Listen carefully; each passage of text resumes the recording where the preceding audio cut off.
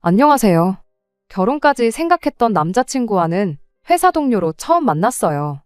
가끔씩은 이 사람이 세상 물정을 잘 모르는 건가 싶을 때가 있긴 했지만 그렇다고 해서 그게 연애하는 동안 문제가 되었던 적은 따로 없었습니다. 싫은 소리 불평불만 한번 하는 법 없고 어떻게 보면 까탈스러울 수도 있는 제 성격도 잘 맞춰주는 수더분한 성격 때문인가 연애하는 동안 느꼈던 점은 이 사람하고 같이 살게 된다면 적어도 스트레스 받으며 살 일은 없겠구나 싶었었어요. 그렇게 결혼 생각까지 하게 되었지요.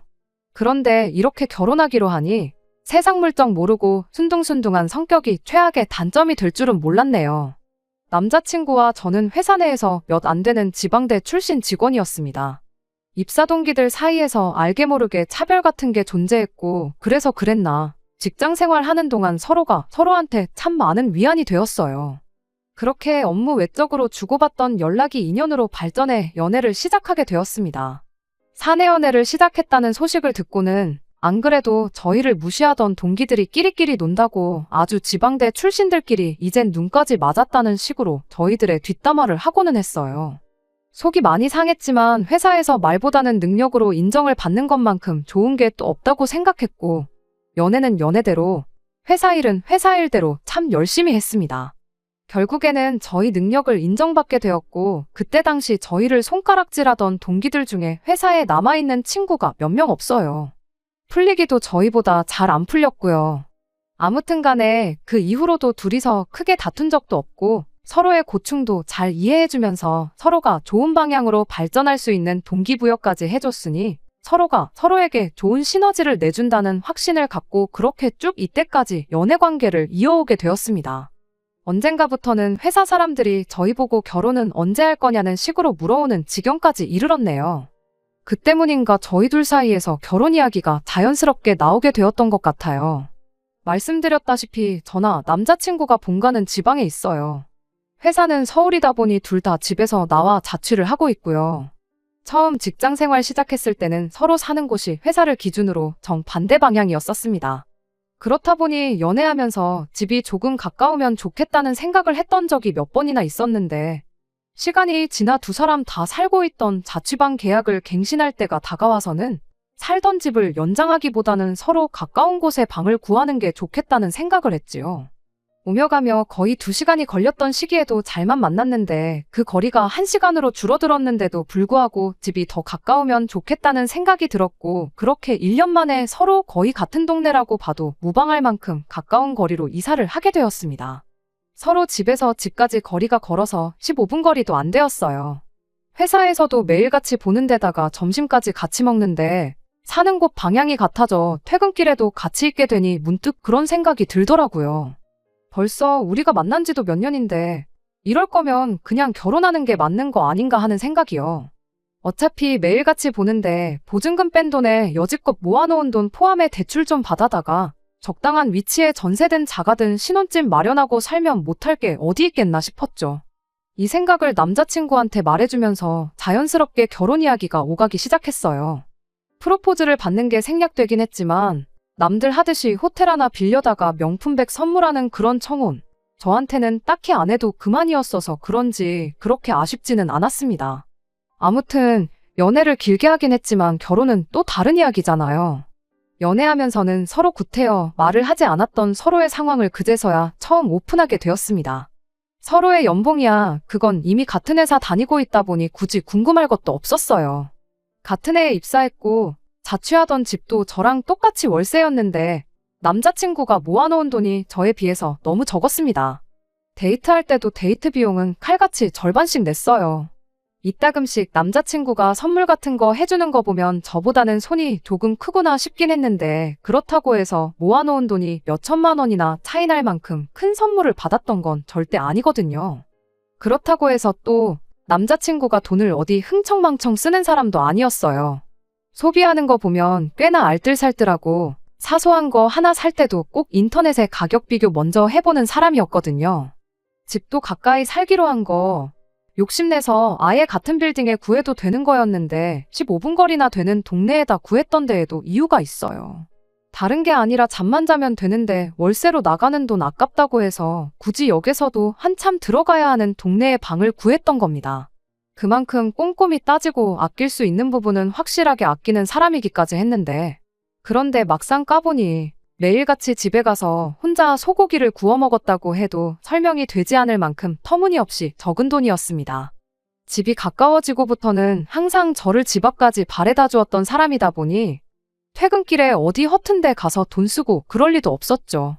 취미생활 또한 집에서 컴퓨터로 게임하는 정도밖에 없는데 이래저래 사날르는 건 있지만 그 또한 한 달에 많이 써봐야 10만 원 내외였습니다.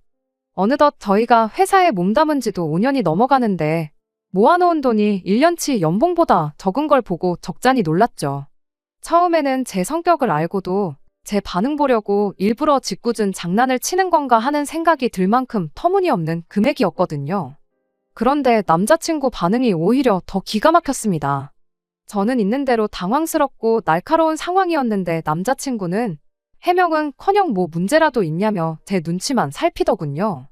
수수께끼 내는 것도 아니고 길게 나눌 이야기도 아니겠거니 싶어서 그냥 단도직입적으로 이유는 알려달라고 했어요. 적어도 연애 초반에 서로 먼 거리에 살 적에는 퇴근하면 뭐 하는지 몰랐으니 그렇다 쳐도 3년 전부터 서로 집이 가까워지면서 거의 매일을 같이 함께 시간을 보내지 않았냐고. 그런데 나 몰래 뒤에서 뭘 하고 다녔길래 이렇게 모아놓은 돈이 하나도 없을 수가 있냐 물었더니 남자친구는 제 질문에 아무 대답도 못하고 그냥 쩔쩔매고 있었습니다.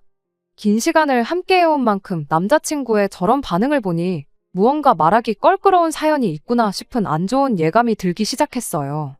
보통 안 좋은 예감은 틀리는 법이 없잖아요? 그냥은 넘어갈 수 없는 일이다 보니 남자친구를 닥달해 무슨 일인가 자초지종을 계속해서 물어봤습니다. 계속된 저희 질문 공세에 결국 남자친구가 모든 걸 다 말해줬어요. 그간 남자친구가 취직한 이래로 부모님과 떨어져 지내면서 자기 월급으로 부모님 아파트 대출금을 일부 갚아주고 있었다더라고요. 그것도 모자라 생활비까지 어느 정도 되고 있었대요. 이미 거기서 월급의 절반 이상을 까고 시작했으니 혼자 지내는 생활비에 저랑 데이트하는 비용까지 이것저것 다 계산해보면 쥐뿔도 남는 게 없었던 거고요. 오히려 용케 그만큼이나마 모아놓은 게 대단하다 싶을 정도였어요. 남자친구가 아래로 동생이 2명이 더 있는데 걔들도 똑같이 부모님한테 돈을 드리고 있는 거냐 물어봤더니 동생들은 벌이가 자기가 버는 것만 못해서 안 하고 있다는 이야기를 해주는데 정말 정신이 아찔해지더라고요. 아무리 세상 물정을 몰라도 그렇지. 자기 월급의 절반을 까고 시작하는데 동생들 버는 돈하고 비슷하니까 아무 문제 없지 않냐고 하는데 이 사람이 이렇게 답답한 사람인가 싶었습니다.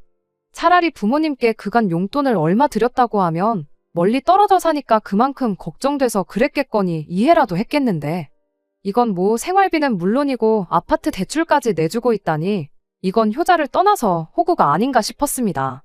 아무리 맏형이라도 그렇지 부모님 봉양을 혼자 도맡아 하는 거나 마찬가지인데 그걸 나 몰라라 하고 있는 동생들도 얌체 같았고요. 하지만 무엇보다 이 쉬운 상황을 당연한 것처럼 받아들이고 있는 남자친구가 너무나도 답답했습니다. 남의 집 기둥 뽑아 결혼하는 거 아니라는데 이제 막 결혼 이야기 오가기 시작한 내 남자친구가 바로 그 남의 집 기둥이었다니 정말 억장이 무너지는 듯 했습니다. 그래도 남자친구한테 현실을 인지시켜주고 설득하면 해결될 수도 있겠다 생각했어요. 이제 결혼하면 부모님께 돈 드리는 건 그만해야 한다고요. 계속 드리고 싶다면 그래도 좋으나 그렇게 되면 나랑 결혼은 못하는 걸로 생각하라고 했죠. 어차피 맞벌이에 저희 벌이가 나쁜 편은 아니니 당장 돈 얼마 부족한 건 사람 착한 거 하나 보고 참으면 되겠다 싶었습니다. 어차피 대출 받는 건 마찬가지인데 자가가 아니라 전세로 구해서 일단 종잣돈부터 마련하면 된다는 계산이었어요. 남자친구도 그제서야 자기가 처한 상황을 알고는 있는지 제 말에 대답 대신 고개를 끄덕이더라고요. 그래도 용돈 정도는 드려도 되지 않냐고 물어보길래 한 달에 한 20, 30 정도 드리는 건 오케이지만 그 이상은 안 된다고 단호하게 딱 잘라 말해줬습니다. 남자친구는 기꺼이 그렇게 하겠다고 대답을 해줬고요. 끝까지 우기면 어쩌지 걱정이었는데 그래도 이렇게 제 뜻에 순순히 따라주는 거 보니 한편으로는 안심이 되었어요. 그 후 일단 남자친구를 저희 부모님께 먼저 소개를 시켰습니다. 실제로 인사드린 적은 없지만 연애하면서 제가 저희 부모님께 몇 번 이야기를 했었고 사람 자체는 정말 순하고 성실한 사람이기에 저희 부모님께서도 남자친구를 마음에 들어 하셨어요. 저희 집에서 결혼 허락을 받았으니 이제 제가 남자친구 부모님께 인사드리러 갈 차례였습니다. 그런데 남자친구가 이런 이유, 저런 이유를 대면서 인사시키는 나를 미루려고 하더라고요.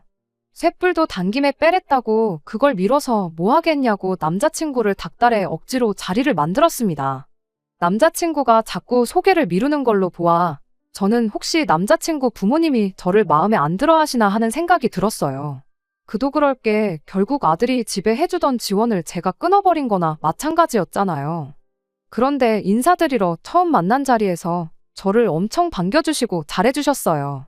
아들한테 말로만 들었다면서 정말 꼭 보고 싶었다고 하시면서 말입니다.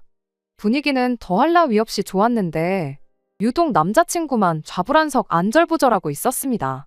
긴장은 해도 내가 해야 하는 거 아닌가 싶었는데 알고 보니 긴장해서 그랬던 게 아니더라고요. 이야기를 나누다가 어쩌다 보니 생활비에 대한 이야기가 나왔습니다. 벼랑간 남자친구 부모님이 우리 아들이 집에 해주는 돈이 많아 평생 장가 보내기는 글렀다고 생각했는데 우리 아들 데려가줘서 고맙다며 저 같은 며느리를 보는 운 좋은 시부모는 당신들밖에 없을 거라고 하시는 거예요. 남자친구와 이야기했던 것과는 전혀 다른 이야기를 하는 걸 보아하니 그때 딱 깨달았습니다. 남자친구가 저를 집에 인사시키는 걸 미루려고 했던 그 진짜 이유를 말이지요. 부모님이 실망할까봐 그랬던 건지 아예 집에다가는 말조차 꺼내지 않았던 거예요. 상황 파악이 끝나자마자 남자친구한테 맡겨선 평생 가도 말을 안 하겠다 싶어서 제가 대신 입을 열었습니다. 아드님, 그러니까 남자친구가 아직 말을 안 한 것 같은데 결혼 후에는 저희도 신혼집을 구하면서 대출금이 생기고 경제적으로 빠듯해지지 않겠냐고. 그러니 앞으로는 대출금 내드리던 것부터 생활비 보태던 건 못 드리게 될 것 같다고요. 그 말이 끝나기가 무섭게 남자친구 어머니의 표정이 싹 바뀌더라고요. 그거에 대해선 들은 바가 없다며 방금 전까지는 저 같은 며느리를 보게 된 당신들이 운이 좋다고 하던 사람들이 이제는 당신 아들이 뼈 빠지게 벌어서 부모한테 효도하는 것도 못하게 하는 부모 자식 사이 갈라놓는 협잡군 취급을 하더라고요. 지금 저희 두 사람 벌이에 대출 갚고 생활비 내고 하면 못할 것도 없겠지만 그렇게 되면 저금을 하나도 할 수 없다고. 당장 내일 무슨 일이 일어날지도 모르는 세상에 저금 하나 없이 살 수 없지 않냐. 입장 바꿔서 제가 당장 제 월급의 대부분을 저희 집에 보내고 있다면 이 결혼 허락하실 거냐 되물어봤죠. 결혼하면 공동재산이 되는 만큼 공평하고 합리적으로 돈 관리를 해야 하지 않겠냐고. 그런데 한 푼 두 푼도 아니고 벌이의 절반 이상을 부모님께 드리는 건 말도 안 된다고 생각한다고 제 생각을 솔직하게 말했습니다. 충분히 간결하게 말했다고 생각했는데 남자친구 어머니는 네가 무슨 권리로 우리 아들이 버는 돈을 관리를 하려고 드느냐고 따지더라고요. 방금 전까지 결혼 못할 것 같다던 아들 장가 간다고 좋아하시지 않으셨냐고. 그거 보면 어머님 아버님 때문에 아들이 결혼 못할 수도 있겠다고 예상하셨던 거 아니냐. 걱정스러워 하셨던 거 보면 돈도 돈이지만 아들 앞길 생각해 주시는 좋은 분들이신 것 같은데 대충 계산해봐도 남자친구가 취직한 이래로 어머님 아버님께 드린 돈이 1억은 훌쩍 넘을 것 같은데 그 정도면 충분히 할 만큼 한 거 아니겠냐고요. 그러니 이제는 아들 앞길만 생각해 주시고 저희가 아예 땡전 한 푼 안 드리겠다는 게 아니고 남들 하는 것 이상으로 챙겨드릴 테니 저희들 결정을 무조건 나쁘게만 받아들이지 않아주셨음 좋겠다고 했습니다. 하지만 그래도 주던 걸 어떻게 못 주게 하냐고 당장 우리는 어떻게 버티라는 거냐며 그렇게는 안 된다고 우기시더라고요. 결국 그렇게 어머님 언성이 높아지기 시작하니 옆에서 꼼짝 못하고 있던 남자친구가 자기한테 좋은 해결법이 있다면서 모두 조용히 좀 해보라고 하고는 말도 안 되는 소리를 꺼내기 시작했어요. 자기가 돈을 더 벌어오면 되는 거 아니겠냐며 퇴근하면 대리운전이나 배달 같은 거 하고 주말에는 물류창고 같은 데 가서 일을 더 하겠답니다. 그렇게 돈을 더 벌면 그 돈으로 대출금을 갚아드리면 되는 거 아니겠냐는 겁니다. 아직 내 집도 없는데 투자까지 뛰면서까지 자기 부모 대출금에 생활비를 내주겠다는 게 말이나 되는 일인가 싶었습니다. 그렇다고 형제가 셋인데 그거 다 갚아주고 물려받을 재산 있는 것도 아니고요. 그건 또 무슨 소리냐고 한마디 걸고 넘어졌더니 남자친구 어머니가 당신 아들이 알아서 더 벌어가지고 준다는데 그것도 못하게 하느냐고 저보고 마누라 될 사람이 그 정도 이해심도 없어서 어디다 쓰겠냐고 얼굴에 철판 깔고 나오더군요. 더 길게 생각할 필요도 없겠더라고요.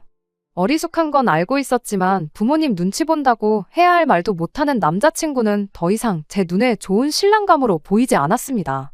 생활비 내주고 대출까지 갚아주는 집안의 기둥인 효자 아들 데려다가 여지껏 해주던 지원 다 끊고 가정을 꾸린다고 한들 부모님한테 미움을 받으면 받았지 진심으로 축하받을 것 같지도 않았어요.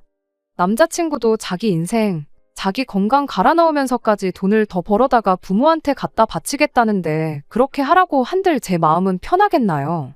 제가 뭐가 아쉬워서 남자친구를 오래 알고 지낸 거지 따지고 보면 그날 처음 평생을 본 적도 없는 사람들한테 시작부터 끝까지 미움을 받아야 하는지도 모르겠더라고요. 그리고 퇴근 후에 투잡 뛰고 주말에는 아르바이트해서 돈을 더 벌 거면 저랑 결혼은 왜 하나요? 그냥 강아지나 한 마리 키우고 말지. 강아지는 제 말이라도 잘 듣잖아요. 일주일에 7일을 밤낮 없이 일하는 남편이면 솔직히 없는 거나 마찬가지기도 하고요. 그래서 그냥 자리에서 일어났습니다. 남의 집 기둥 뽑아오는 거 아니라는 말이 괜히 있는 말이 아닌 것 같다고 결혼 이야기 뒤집어버리는 것도 뒤집어버린 거지만 남자친구한테도 이만 헤어지자고 말했어요. 평생 그렇게 가족들 지갑 노릇이나 하라고요. 그렇게 사는 게 좋다는데 내가 스트레스 받아가면서까지 못하게 말릴 필요가 없다고 말하고 자리에서 일어났습니다. 같은 회사를 다니다 보니 보기 싫어도 마주쳐야 해서 불편했는데 남자친구의 마지막 책임감인지 저에 대한 죄책감 때문인지는 몰라도 저한테 이직할 테니 회사에서 마주칠 걱정은 안 해도 된다는 말을 하더라고요. 참 세상 물정을 몰라도 이렇게 모르는 사람이었구나 싶었죠. 나는 괜찮으니 회사까지 그만두고 그럴 필요 없다고 말했는데도 끝까지 저를 위한 마지막 책임이라니 어쩌니 하면서 결국 회사를 그만두더라고요. 앞만 말해봐야 듣지도 않는데 괜히 그만두지 말라고 하는 걸 보고 제가 미련이라도 남았다 생각하면 어쩔까 싶어서 그냥 알아서 하라고 했습니다. 어차피 헤어진 마당에 그런 것까지 챙겨줄 필요 없다 싶었거든요. 그런데 뭐 이직할 직장이라도 구해놓고 저러는 줄 알았는데 무슨 문제가 생긴 건지 바로 직장을 못 구했나 봐요. 헤어지고 4개월쯤 지나서 제가 사는 자취방 앞에 술에 잔뜩 취해서 찾아왔더라고요. 평소에 술은 입에도 안 대던 사람인데 뭔가 싶어서 이야기를 들어봤는데 직장을 못 구해서 수입이 없는 상황인데 부모님들은 멀쩡히 다니던 회사 그만둔 남자친구 잘못이라면서 그나마도 얼마 안 되는 저금이라고 모아놓은 돈을 내놓으라고 했다는 겁니다. 당장 자기는 수입이 없어서 걱정이 돼서 죽겠는데 남자친구 부모님은 그 몇 달을 못 기다려서 얼마 안 되는 자기 돈을 가져가려고 한다고요. 그리고 상황이 이렇게 되니 자기가 자기 인생에 얼마나 큰 부분을 놓아버린 건지 이제야 깨달았다고 하면서 저한테 사과를 하더라고요. 이제 정말 자기는 부모님 안 보고 살아도 되니까 자기를 다시 받아달라고요. 집에다 돈 가져다 바치는 것도 그만둘 것이고 2번 다시 호구 노릇 하지 않겠다고 머리를 바닥에 찌으면서까지 부탁을 하더라고요. 그렇게 오래 연애했고 그동안 정이 많이 들었는데도 안쓰럽지가 않았습니다. 결혼 이야기 오갈 때던 회사 그만둘 필요까지 없다고 제가 이야기했을 때 진작에 들었으면 이럴 일도 없었을 텐데요. 다 자기가 뿌린 씨앗인데 달게 받아야죠. 불쌍하다고 다시 받아줬다가 괜히 또 새 직장 구하자마자 가족들한테 돈 줘야겠다 그럴 수도 있는 노릇이고요. 그래서 안타깝지만 나는 너랑 다시 시작할 생각이 없다. 그리고 술 먹고 이렇게 찾아오는 것도 싫고 우리는 이미 끝난 거니까 2번 다시 찾아오지 말라고 했습니다. 내가 뭐라고 당신하고 당신 부모님, 부모 자식 간의 천륜을 끊어낼 수 있겠냐고. 믿는 도끼에 발등 찍히는 것도 딱 1번이라고 했고 넌 벌써 그 기회를 날려먹었다고 했어요. 그 뒤로 한동안은 연락도 소식도 모르고 지냈습니다. 회사에서 남자친구와 친하게 지내던 직원이 남자친구 소식을 들었다며 저한테 말해줬어요.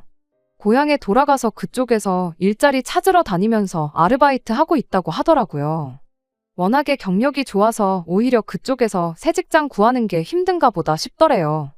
불쌍하긴 하지만 한편으로는 남자친구를 다시 안 받아주길 잘했다는 생각이 듭니다.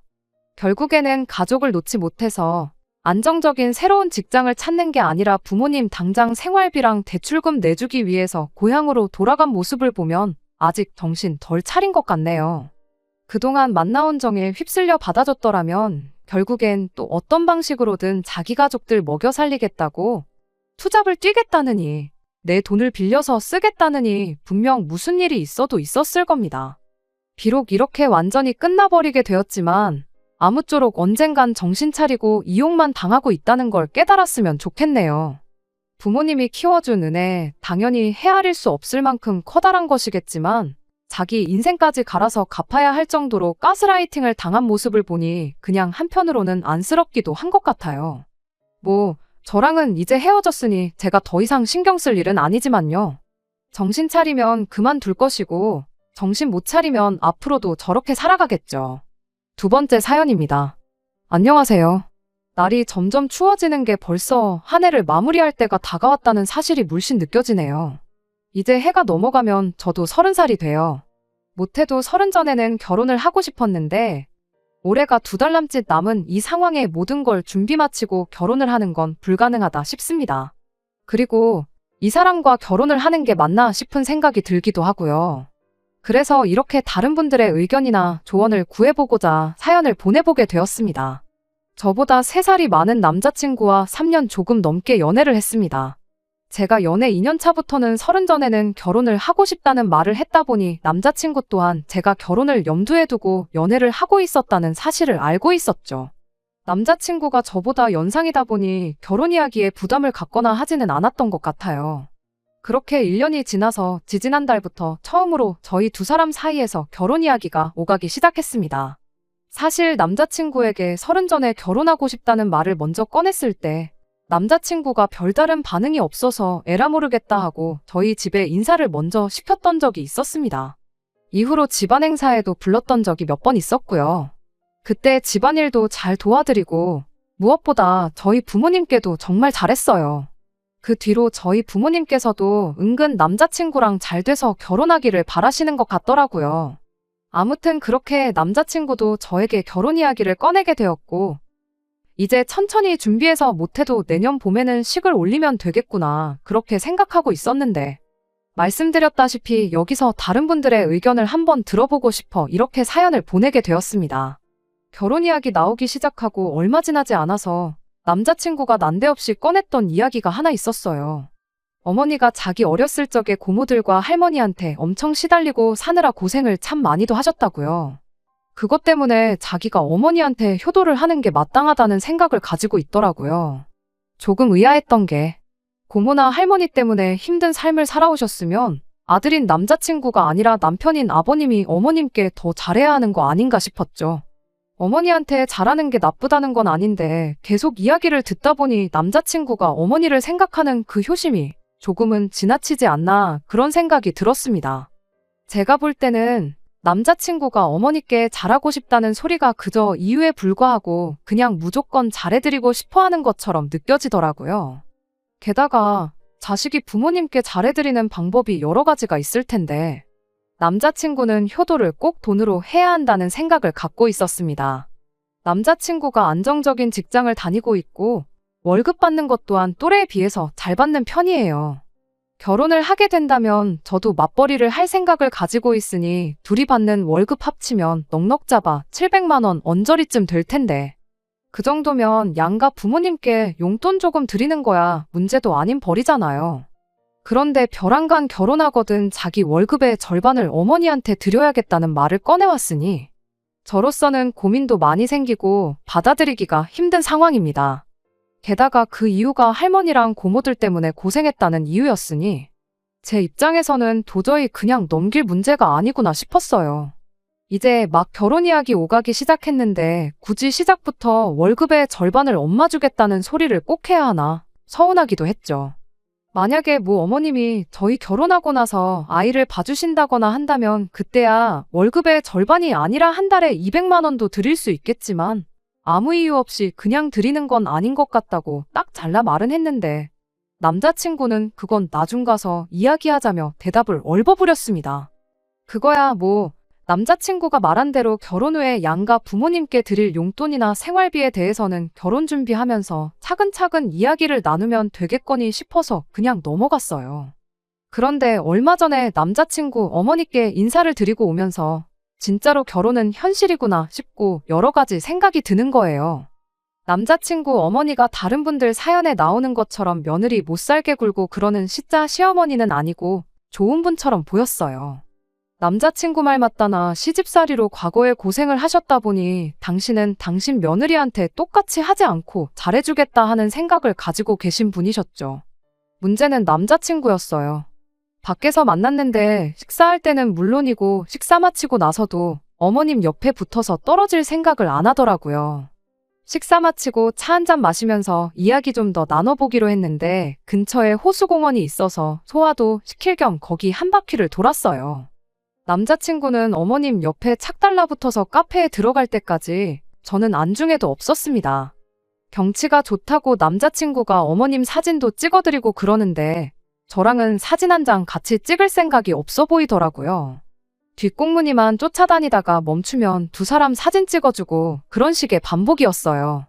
카페에서는 거의 어머님과 저 둘이서만 이야기를 나누긴 했는데 찬밥 대우 받던 건 여전했습니다. 커피고 빵이고 남자친구는 어머님 챙겨주는데 정신이 없어 보였거든요. 며칠 지나서 남자친구한테 솔직히 그날 서운했다고 이야기를 꺼냈는데 남자친구는 거기다 대고 한다는 소리가 제가 어머님을 불편해하는 게 눈에 보여서 그랬던 거라고, 오히려 제가 마음 편하도록 자기가 도와준 거 아니겠냐며 저를 배려해줬다는 식으로 화를 내더라고요. 한 번은 데이트하다 말고 남자친구가 그냥 집으로 가버린 적도 있었어요. 같이 순대를 먹고 있었는데 갑자기 여기 엄청 맛집인 것 같다고, 어머니가 순대를 엄청 좋아하시는데 이거 포장해 가면 엄청 좋아하시겠다며 밥 먹고 그냥 집에 돌아가 버렸습니다. 밥 먹고 나서 영화표 2장 미리 예매해둔 게 있는데 영화는 나중에 봐도 되는 거 아니겠냐면서 순대 싸들고 집에 돌아가는데 이게 다 무슨 일인가 싶었죠. 지난 3년간 연애하는 동안 남자친구가 이토록 효자인 줄은 몰랐거든요. 저보다 엄마가 더 우선이라는 느낌을 받은 적이 한 번도 없었는데 결혼 이야기 나오고부터 유독 심해졌다는 생각이 들었습니다. 그동안에는 어디 유명하다고 줄 서서 먹는 맛집에 가도 뭘 먹어도 어머니 좋아하는 음식이라고 데이트하다 말고 집에 가버린 적 한 번도 없었거든요. 아예 어머니가 좋아하는 음식 이야기를 제 앞에서 꺼낸 적이 없던 사람이에요. 저 정도 효심이 깊은 사람이었다면 지난 3년간 이런 모습을 보여줬어도 못해도 한 번은 보여줬을 텐데 싶더라고요. 그러다 지난주에 지나가는 소리로 남자친구한테 장난삼아 한마디 했던 말이 있어요. 같이 핸드폰으로 유튜브 보다가 짧게 편집해놓은 TV 프로그램을 보던 중 고부간의 갈등에 관한 영상을 하나 봤거든요. 그거 다 보고 나서 남자친구한테 어머니랑 나랑 둘 사이에 나중에 문제가 생기면 오빠는 누구 편을 들어줄 거냐고 장난삼아 물어봤는데 남자친구는 정말 단 1초의 고민도 하지 않고 당연히 엄마 편을 드는 게 맞지 않냐는 대답을 하더군요. 어머니가 앞으로 살아봐야 얼마나 더 사시겠냐고 돌아가시기 전까지는 아들은 무조건 엄마 편을 들어줘야 한다고 하는데 참 그 말이 자기가 했던 말이랑 정반대의 소리인 건 모르나 싶었습니다. 왜? 어머님이 할머니랑 고모들 때문에 고생하셨다잖아요. 거기서 아버님이 어머님 편 제대로 한번 들어줬다면 그나마 고생은 덜 하셨을 거 아니겠나요? 물론 어떤 삶을 살아오셨는지 집안 분위기가 어땠는지는 모르는 일이지만 그래도 남편이 가족들과 배우자 사이에서 든든하게 중간 역할을 해주면 그만큼 괴롭힘도 덜했을 거 아닌가 싶은데 하지만 그걸 가지고 말꼬투리 잡아봐야 어차피 끝나지 않을 이야기만 나누게 될 것 같아서 그냥 아무 말 안 하고 말았습니다. 아무튼 이 모든 사건이 불과 근 2달 사이에 일어난 일이에요. 말씀드렸다시피 결혼 이야기 나오기 전까지는 남자친구의 이런 모습은 한 번도 본 적이 없었고요. 처음에는 이해해보려고 생각했는데 이런 일이 계속해서 반복되니 저는 남자친구한테 무조건 엄마 다음일 거라는 그 느낌이 머릿속에서 사라지지가 않네요. 우리 딸 내년이면 시집 간다고 친척들이며 지인분들한테 자랑처럼 이야기하고 계시는 어머니를 보고 있자니 이 결혼하는 게 맞냐고 물어보기도 뭐해서 혼자 속만 앓고 있다가 다른 분들 생각은 어떤지 조언이라도 한번 들어보고자 이렇게 제 이야기를 한번 보내봤습니다. 정말 고민이 많네요.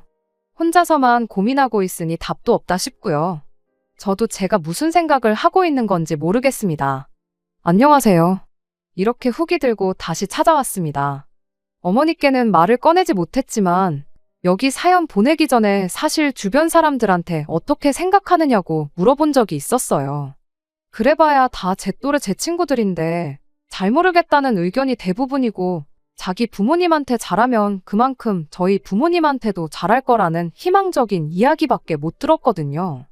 그런데 이렇게 속 시원하게 제 머릿속을 정리해 주시는 분들이 여기에 계실 줄은 생각도 못했네요. 덕분에 마음 굳게 먹을 수 있었던 것 같아요.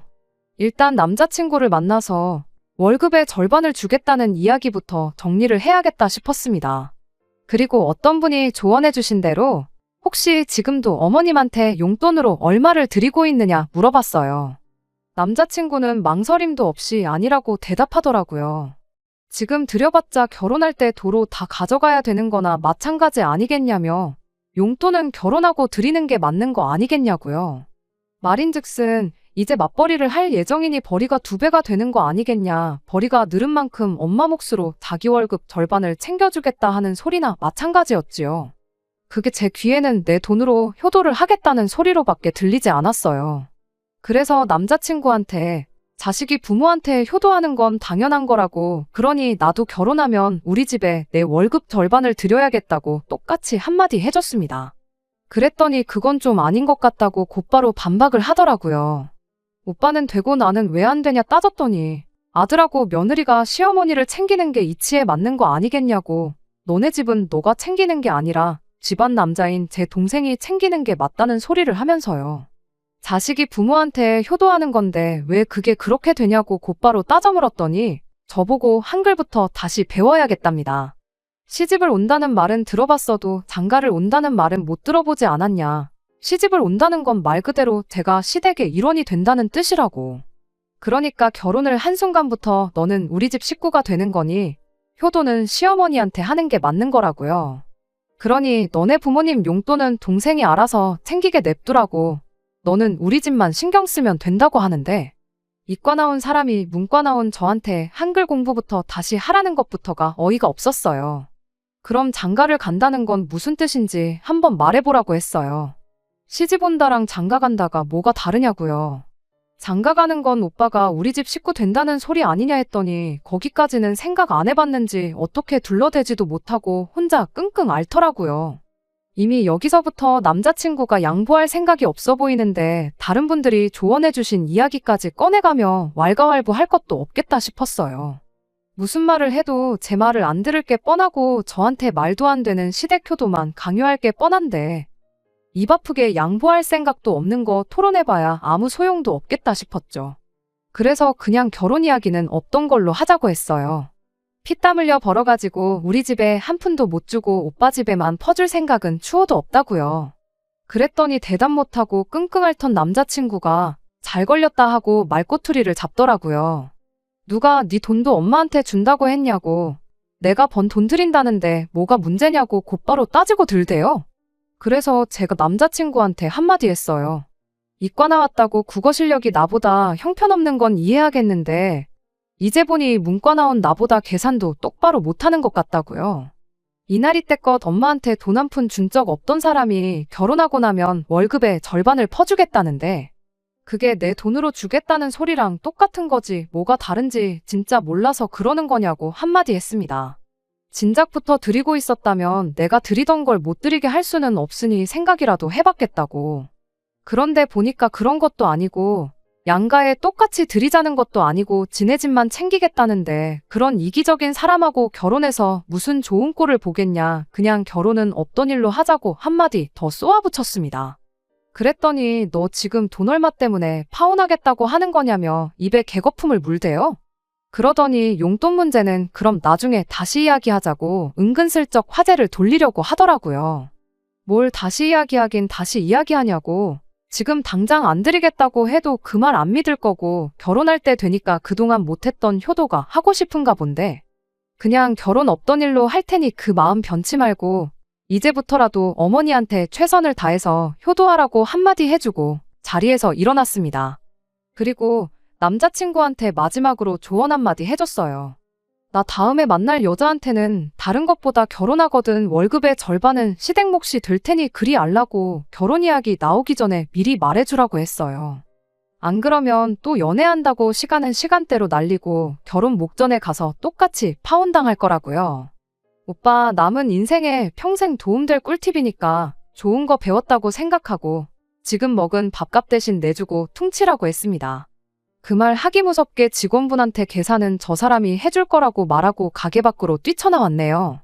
계산하는데 시간이 걸려서 그런지 남자친구가 저를 쫓아오지는 않았고 대신 그날 하루 종일 전화기에 불이 나도록 전화를 해댔어요. 계속 씹고 있다가 밤10시가 돼서 걸려온 전화를 받았습니다.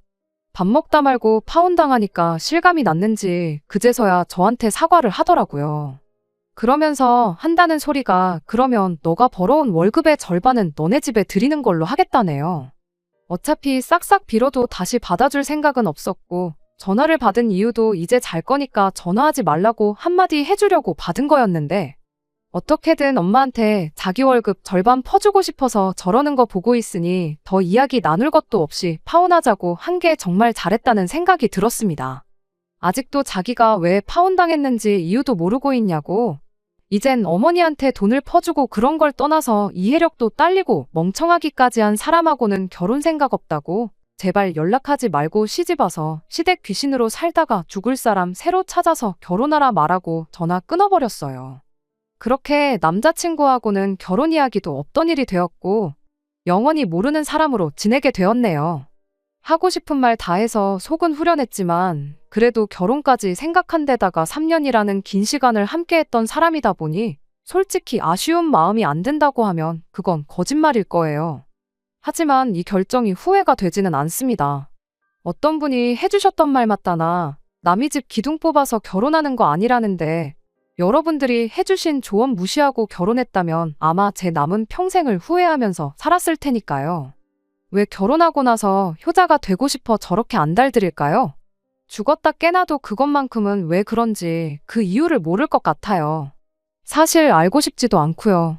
아무쪼록 남자친구가 이제부터라도 어머니께 진정한 효도를 해주고 평생 그렇게 엄마 곁만 지키다가 혼자서 늙어갔으면 좋겠네요. 끝까지 들어주셔서 감사합니다. 오늘의 사연은 여기까지입니다. 구독과 좋아요, 알람 설정 부탁드리고 더 좋은 사연으로 다시 찾아뵙겠습니다. 감사합니다.